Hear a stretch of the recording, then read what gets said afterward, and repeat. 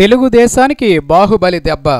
ఒకప్పుడు సినిమా వినోద సాధనం, రాజకీయం, సేవే పరమార్థం, కులం, కుటుంబానికి సంబంధించిన వ్యవహారం.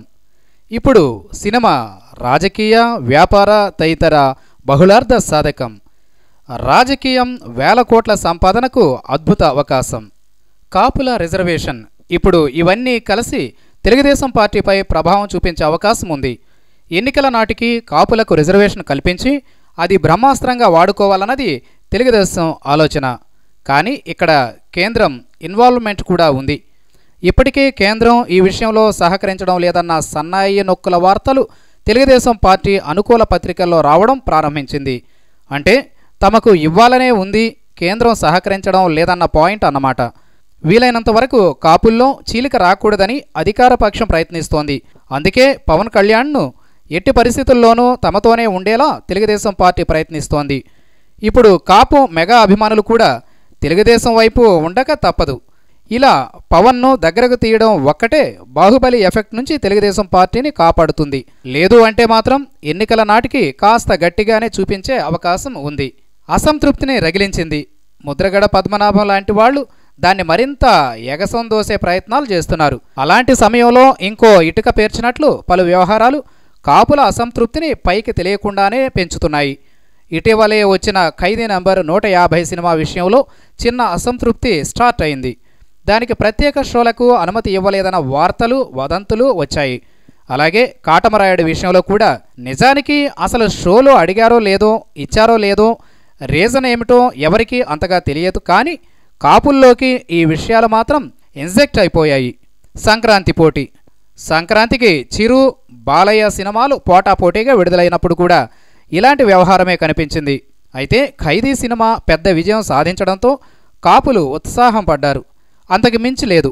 కానీ బాహుబలి విషయంలో మాత్రం మెగా కాపు అభిమానుల్లో కాస్త వేరే విధమైన వైఖరి కనిపిస్తోంది. బాహుబలి 2 విషయంలో తెలుగు మీడియాలో తెలుగుదేశం అనుకూల వర్గం చేసిన హడావుడి అంతా ఇంతా కాదు. వాళ్ళు వాళ్ళ కారణాలతో ఇలా చేసినా అది కూడా కాపుల్లో పరోక్షంగా అసంతృప్తిని పెంచిందని అనుకోవాల్సి వస్తోంది. అదే సమయంలో బాహుబలికి రేట్ల విషయంలో వెసులుబాటు ఇచ్చేశారు. షోల సంగతి తెలిసిందే. ఆంధ్రప్రదేశ్లో రాజకీయాలను, సినిమాలను, కులాలను విడదీసి చూడడం అసాధ్యం. ఇది ఎవరు ఎన్ని చెప్పినా కాదనలేని వాస్తవం. ముఖ్యంగా నందమూరి తారక రామారావు ఎప్పుడైతే సినిమా రంగంలోంచి రాజకీయాల్లోకి వచ్చారో ఈ ముప్పేట బంధం మరింతగా అలుముకుంది. అంతకుముందు సినిమా వాళ్ళు రాజకీయాల్లోకి రాలేదని కాదు, లేరని కాదు, కానీ అప్పటి వరకు ఎంపీ కావాలనో రాజకీయాల మీద ఆసక్తి ఉండో వచ్చారు. పైగా అప్పటి వరకు కేవలం 2 పేటల బంధం మాత్రమే ఉంది, రాజకీయం, సినిమా. కానీ ఎన్టీఆర్ రంగప్రవేశం చేశాక కులం అనే ముప్పేట బంధం కూడా ముడిపడింది. ఇక్కడ అక్కడి నుంచి ఎవరు ఎన్ని చెప్పినా, అవునన్నా కాదన్నా, కులం, సినిమా, రాజకీయం అన్న ముప్పేట బంధమే ఇప్పుడు ఆంధ్రాను ప్రభావితం చేస్తోంది. ఆంధ్రాలో ప్రతి మీడియా వెనుక ఓ పార్టీ ఉన్నట్లుగా రాజకీయ పార్టీల వెనుక ఓ కులం దన్నుగా ఉంటుందన్నది కాదనలేని సత్యం. ఒకప్పుడు అంటే దాదాపు 3 దశాబ్దాల క్రితం వరకు ఏకకులం ఛత్రఛాయలో ఉన్న సినిమా రంగం కూడా 2 కులాల నడుమ చీలి ముందుకు సాగుతోందన్నది అంగీకరించాల్సిన వాస్తవమే. దీంతో సినిమాల విజయం మీద కూడా కులాల ప్రభావం తప్పడం లేదు. ఆ సినిమా నటుల అండదండలు కోరుకునే రాజకీయ పార్టీలు చూస్తూ ఉన్నాయి. ఇదే విషయం ఓ రాజకీయ నాయకుడితో ప్రస్తావిస్తే ఇలాంటివి బయటకు తేకూడదండి, వాటిని అలాగే సైలెంట్గా పెరగనివ్వాలి అని కామెంట్ చేయడం విశేషం.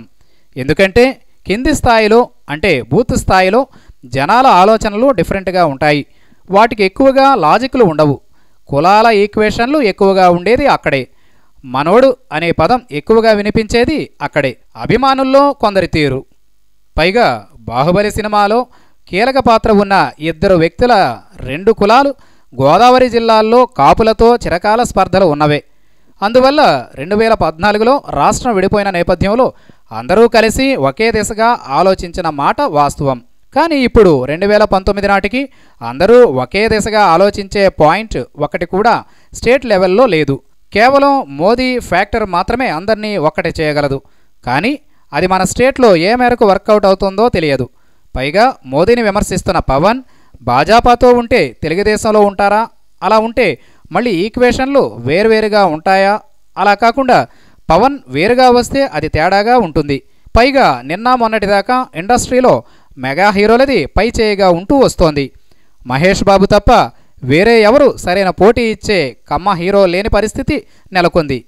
అలాంటి టైంలో ప్రభాస్ వచ్చి ఇంత రేంజ్ పార్టీలపై కూడా కులాల ప్రభావం. ఇక రాజకీయాలు ఎలాగూ కులాల ఆధారంగానే నడుస్తున్నాయి. సీట్ల కేటాయింపు, మంత్రివర్గ విస్తరణ, పదవుల పంపిణీ ఇలాంటివి అన్నీ కులం ఆధారంగానే సాగుతున్నాయి. కొన్ని బయటకు గొప్పగా చెబుతారు, తాము బీసీలకు ఇన్ని సీట్లు ఇచ్చామని, కాపులకు ఇన్ని సీట్లు ఇచ్చామని. కొన్ని బయటకు చెప్పరు. ముఖ్యంగా ఏ పార్టీ అధికారంలో ఉంటే ఆ పార్టీకి అనుగుణమైన కులానికి చెందిన అధికారులకు అగ్రతాంబూలం అందడం అన్నది వాస్తవమే కదా. బాహుబలి సినిమా తెలుగువాడికి గర్వకారణంగా నిలిచింది. ప్రపంచవ్యాప్తంగా విజయబావుట ఎగరేసింది. కానీ ఇప్పుడు అదే బాహుబలి విజయం రాష్ట్ర రాజకీయాల మీద కూడా ప్రభావం చూపించే అవకాశం ఉన్నట్లు రాజకీయ పరిశీలకులు అభిప్రాయపడుతున్నారు. బాహుబలి విజయాన్ని కేవలం ఓ డైరెక్టర్, ఓ హీరో, ఓ సినిమా సాధించిన విజయం అన్నది వాస్తవం. అయితే పైకి తేలకపోయినా ఈ విజయం కాపుల్లో అసంతృప్తి రగిలిస్తోందన్నది రాజకీయ వర్గాల అంచనా. ఎందుకంటే మెగా ఫ్యామిలీ సినిమాల్లో ఈ రేంజ్కు చేరుకోవడం వెనుక కాపుల అండదండలు ఎంతైనా ఉన్నాయి. ఆ అండదండలు చూసుకునే చిరంజీవి రాజకీయాల్లోకి వచ్చారు కూడా. అయితే అసలే రిజర్వేషన్ల సమస్య కాపుల్లో కాస్త అసంతృప్తిని రగిలించింది. ముద్రగడ పద్మనాభం, ఆర్ కృష్ణయ్య టీడీపీలో ఉన్నారో లేదో ఆయనకే తెలియదు. అంటే 3-1 అన్నమాట. దానర్థం ఇద్దరు ఎమ్మెల్యేలే టీడీపీలో ఉన్నారు. ఆ ఇద్దరిలో ఒకరు ఓటుకు నోటు కేసులో 1వ నిందితుడు కాగా మరొకరు 2వ నిందితుడు. ఈక్వేషన్ అదిరింది కదూ.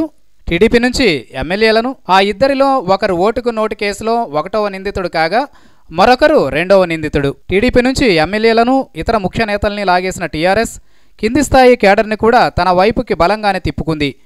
దానికి నిదర్శనం తెలంగాణలో ఇటీవల జరిగిన అన్ని ఉప ఎన్నికల్లోనూ టీడీపీ పరిస్థితి అత్యంత అధ్వానంగా మారడమే. గ్రేటర్ హైదరాబాదు పరిధిలోనూ టీడీపీ పరిస్థితి అత్యంత అధ్వానంగా మారిపోయింది. ఈ పరిస్థితుల్లో నేనే ముఖ్యమంత్రినైతే అంటూ రేవంత్ రెడ్డి చెప్పడం ఎంతవరకు సబబు? ఆశ ఉండాలి, కానీ దానికి ఓ హద్దు ఉంటుంది. మెగా అభిమానుల్లో కాపులకు కాస్త ఇబ్బందికరంగా ఉంది. అది చాలదన్నట్లు బాహుబలిని ఆస్కార్కు నామినేట్ చేయాలని కోరతామని, అలాగే బాహుబలి యూనిట్ను అమరావతికి ఆహ్వానిస్తామని బాబుగారు ప్రకటించారు. నిజానికి ఇందులో తప్పు అయితే లేదు. కానీ ఒకరికి సత్కారం, అందలం లభిస్తూ ఉంటే మరొకరు ఫీల్ కావడం అన్నది మానవ నైజం కదా. అదే ఇక్కడ పనిచేస్తోంది. బాహుబలి సినిమా మీద అలక కాస్త దానికి దన్నుగా నిలిచిన తెలుగుదేశం మీదకు మళ్ళుతోంది. మరోపక్క పవన్ కళ్యాణ్ ఎవరో తనకు తెలియదని మంత్రి అశోక్ గజపతిరాజు లాంటి వాళ్లు వ్యాఖ్యానించారు. అంతకుముందు రామ్ గోపాల్ వర్మ లాంటి వాళ్లు పరోక్షంగా మెగా హీరోలను బాహుబలిని అడ్డం పెట్టుకుని టార్గెట్ చేశారు. ఈ రెండింటి వెనుక ఉన్న కులాల ఈక్వేషన్లు కూడా కాపుల్లో అంతర్గత చర్చకు దారితీశాయి. అల్లు అరవింద్ అర్జెంటుగా రామాయణం ప్రాజెక్ట్నే ప్రకటించేశారు. నిజానికి అంత పెద్ద ప్రాజెక్టును హడావిడిగా ప్రకటించారు. అలా ప్రకటించడం వెనుక ఆయన విషయం ఏమైనా దీన్ని కాపుల తరఫున వెలువడిన రెస్పాన్స్ ప్రకటనగానే రాజకీయ పరిశీలకులు చూస్తున్నారు. ఇవన్నీ వినడానికి, అనుకోవడానికి కాస్త వింతగానో, వాస్తవ దూరంగానో ఉంటే ఉండొచ్చు. కానీ గ్రౌండ్ రియాలిటీలో ఇవన్నీ వినడానికి, అనుకోవడానికి కాస్త వింతగానో, వాస్తవ దూరంగానే ఉంటే ఉండొచ్చు.